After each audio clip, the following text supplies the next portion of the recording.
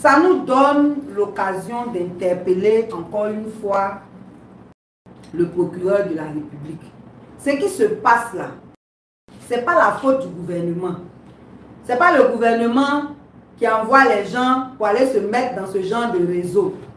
C'est tous ceux qui sont assoiffés de pouvoir. Et quand on dit assoiffés de pouvoir, il n'y a pas que les politiciens. Il y a des hommes d'affaires même aussi qui, parce qu'ils veulent être riches, font des crimes rituels. Seulement là, on accuse un peu les politiques parce que c'est en période électorale qu'on constate ce genre de choses. Quand on dit on va faire remaniement, les gens s'en vont tuer les gens. Quand on dit on va faire élection, les gens s'en vont faire leur sacrifice humain. C'est de ça qu'on entend parler. Donc, normalement, quand il y a une vague d'enlèvement qui se présente comme ça, on devrait entendre un communiqué du procureur de la République, ne serait-ce que ça, pour mettre en garde les populations. Parce que c'est son rôle de veiller sur nous. Donc, il devrait se saisir de ça. C'est l'occasion encore de parler de Eli Pada. Je vous ai déjà dit que l'affaire d'Eli Pada, là, moi, il ne laisse pas. Tant que je n'ai pas vu Eli Pada en Côte d'Ivoire ici, dans son église, en train de prendre le micro pour prêcher comme il le fallait, je vais en parler. Les gens peuvent dire ce qu'ils veulent. Ce que moi je sais, c'est que ce monsieur, il a été enlevé. Quel que soit ce que ses parents disent, quel que soit ce que ses fidèles disent, ça les regarde. Les raisons pour lesquelles ils disent ça, là, c'est eux ceux qui savent. Ce que moi je sais, c'est que j'ai vu une vidéo que tout le monde a vue, où Eli Pada dit, lui il est allé en retraite spirituelle. Jésus même qui est Jésus, il a fait 40 jours. Eli Pada a disparu le 31 décembre 2023. Voilà, juin qui est fini. Sa retraite là, 6 mois, c'est pas encore fini. Ça, c'est le premier problème. Donc, il n'est pas en retraite spirituelle. Le deuxième problème, il a dit dans cette même vidéo par 3 fois qu'il est en danger. Ça, c'est un message codé. Quelqu'un qui est venu faire sa déclaration lui seul, sans contrainte, il va parler de danger là, c'est pourquoi? Il ne parle pas de danger. Il vient, il dit aux gens que non, le 31, je vous ai invité à une veillée. Je m'excuse parce que je n'ai pas pu l'honorer, parce que le Seigneur m'a obligé à aller en retraite. Donc, il m'a en retraite là, ma retraite là, c'est tel nombre de jours, je reviens tel jour. On va poursuivre nos activités. Ce n'est pas ce qui s'est passé. Par 3 fois, il a dit en danger, c'est qu'il est en danger. C'est qu'on l'a enlevé. Le troisième point, c'est que lui-même, il a dit que il n'est pas dans les mains du gouvernement. S'il n'est pas dans les mains du gouvernement, pourquoi le gouvernement ne fait pas d'enquête pour le retrouver? Il vous a déjà dédouané. Un monsieur qui est connu comme ça, que tout le monde connaît. Le procureur n'a même pas fait une déclaration. Le procureur n'a même pas cherché même à ouvrir une enquête. Il y a un problème. Il y a un problème. On n'est pas en sécurité dans ce pays, sur tous les plans. C'est grave. Donc là, affaire d'enlèvement, on entend parler là. Ramener Eli Pada. Il y a le bishop Melchisedec qui parlait beaucoup de ça. Et il nous avait dit que bientôt on allait avoir des séries d'enlèvements pour des sacrifices humains. Voilà la période est arrivée. Voilà la période est arrivée. Surveillez vos enfants. C'est les vacances. Les gens qui aiment chasser leurs enfants de la maison quand ils font trop de bruit. Enfant là, s'il ne fait pas de bruit là, c'est qu'il n'est pas normal. Un enfant normal qui a son cerveau qui marche, il est curieux, il est turbulent, il touche à tout, c'est tout à fait normal. Tu ne veux pas bruit, tu ne fais pas enfant. Si tu fais enfant, tu dois accepter bruit et bruit là, il doit faire ça dans ta maison. S'il s'en va faire ça dehors, on va l'attraper là-bas, c'est toi qui vas venir pleurer encore pour dire que bruit là te manque. On dit les choses comme ça, mais c'est sérieux. Enlèvement humain, là, le bishop a parlé de ça. Le même bishop avait dit que quand le président Bédié allait être enterré, là, il allait avoir des catastrophes naturelles. Vous avez vu vent pendant ses obsèques qui a fait des dégâts, non? Après ça, voilà les inondations qui sont pires que les années précédentes. Donc, quand les gens de Dieu parlent, là, même si vous n'êtes pas chrétien, faites attention. Prendre ces dispositions-là, c'est ce qu'il y a de plus normal à faire. Ça ne veut pas dire que vous croyez forcément aux gens, mais voilà un peu ce qui se passe. Donc j'ai parlé du bishop parce que c'est lui qui avait chargé cette affaire d'Eli Pada là. Vous l'avez découragé avec vos déclarations bizarres, chacun se lève, il vient, il dit pour lui, si Eli Pada est en vie, c'est qu'il est enlevé. S'il n'est pas en vie, s'il n'est pas en vie, montrez-nous son corps. Si nous on n'a pas vu son corps là, on dit il est enlevé. Où il est enlevé là, il n'a qu'à sortir, il va venir poursuivre son ministère.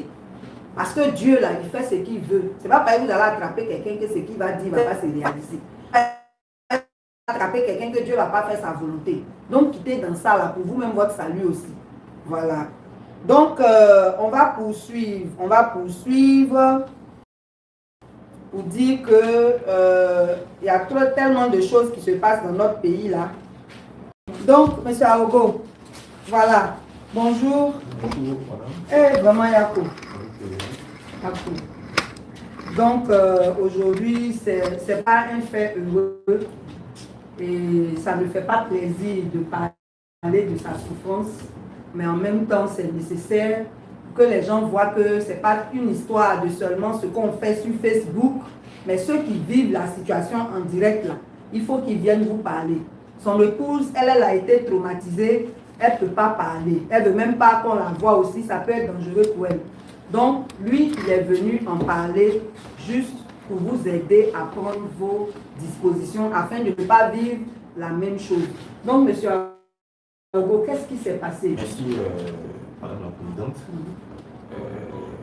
J'aurais voulu, en d'autres occasions, intervenir. Mais bon, c'est une situation assez difficile. Voilà, en parler, même c'est difficile pour moi parce que ça a été un traumatisme. Mais comme il faut en parler pour pouvoir sauver certainement de vie. La situation s'est présentée le mercredi 19 juin. Voilà.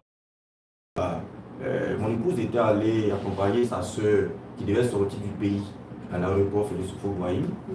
Donc sa soeur a pris son vol 5h20, 30 comme ça.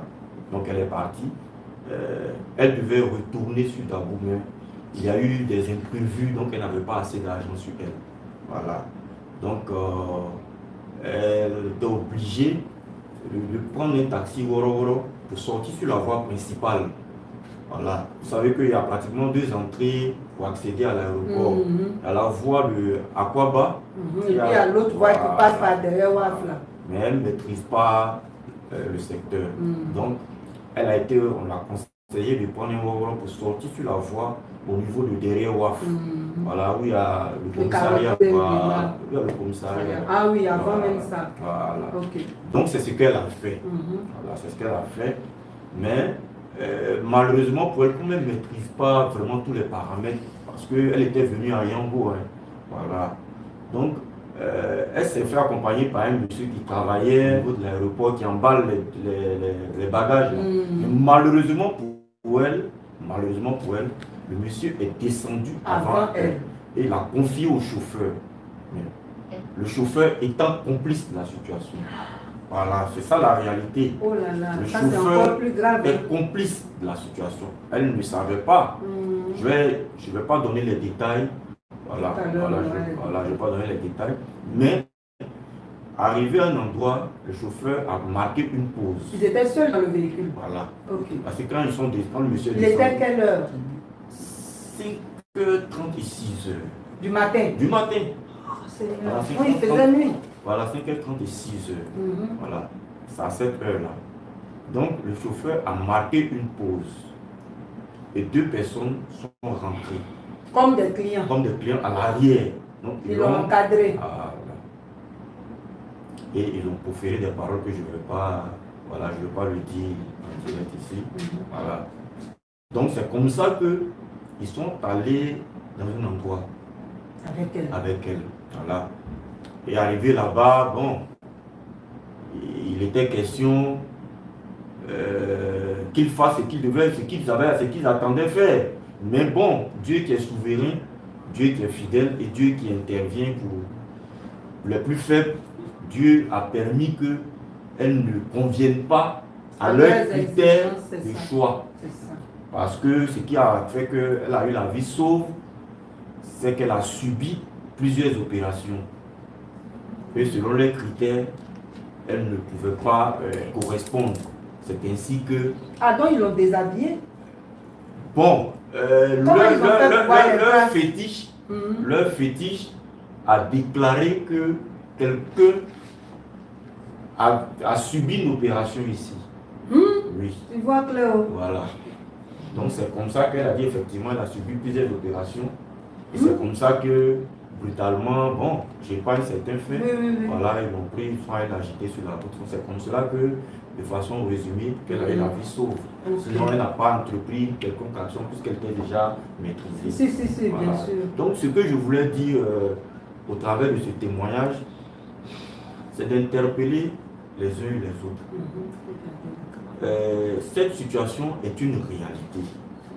Voilà, ce que nous voyons sur les réseaux sociaux est une réalité parce que j'en parle et j'ai vécu cela. Voilà. Donc je voulais interpeller les gens à plus de vigilance, à plus de solidarité. Donc un fait de Wawawala est revenu. Parce qu'il y a eu un temps, on ne pouvait plus monter dans Wawawala seul.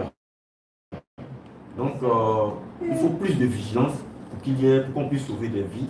Voilà, donc Madame la Présidente, merci. C'est ce que je voulais faire comme témoignage. Ok, merci beaucoup, merci.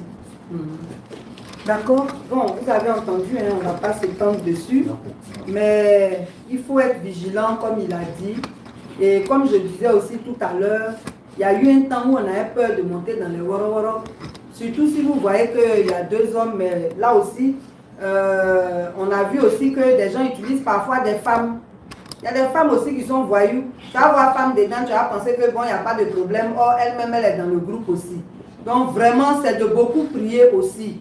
Même ceux qui ne croient pas en Dieu, là, avant de sortir le matin, il faut prier et puis il faut faire attention. Voilà. Que Dieu nous protège, que vraiment Dieu nous protège.